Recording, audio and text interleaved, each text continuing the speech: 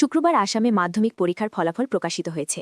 এতে দিগরখাল ও তার পার্শ্ববর্তী এলাকায় কৃতিত্বের সঙ্গে মাধ্যমিক উত্তীর্ণ পড়ুয়াদের সংবর্ধনা দিয়েছে দিগরখাল সমাজ উন্নয়ন সংস্থা।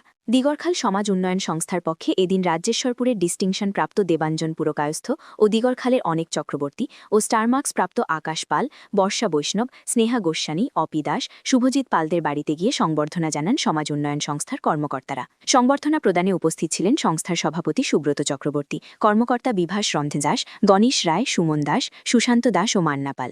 তারা পড়ুয়াদের বাড়িতে গিয়ে সংবর্ধনা জানানোর পাশাপাশি পড়ুয়াদের আগামী দিনের জন্য শুভেচ্ছা সহ উজ্জ্বল ভবিষ্যৎ কামনা করেন।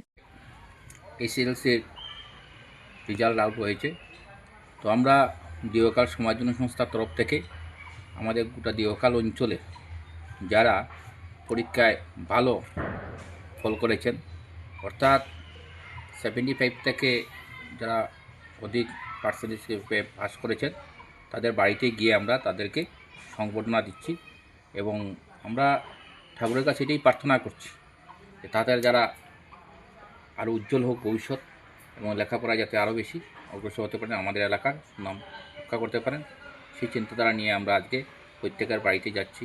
আমাদের অঞ্চলে প্রায় 10-এরও অধিক ছাত্রছাত্রীরা প্রায় ভালো রেজাল্ট করেছে এবার পরীক্ষায়।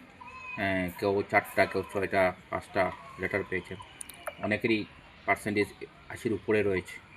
তাদের বাড়িতে আমরা যাচ্ছি এবং তাদেরকে আমরা ক্ষুদ্র সংবর্ধনা এবং তারা উজ্জ্বল ভবিষ্যৎ কামনা করি। মানে সরকারি না বেসরকারি স্কুলের? না, আমরা সরকারি বেসরকারি স্কুল নয়, আমাদের এলাকাতে আচ্ছা, যে সমস্ত ছাত্রছাত্রীরা রেজাল্টটা ভালো করেছে। এখন তো এই এলাকার সবচেয়ে বেশি পার্সেন্টেজ কে পেয়েছে? দেবাঞ্জন পুরকায়স্থ প্রকাশিত ও রাজ্যেশ্বরপুরে ভারত বিদ্যাপীঠ।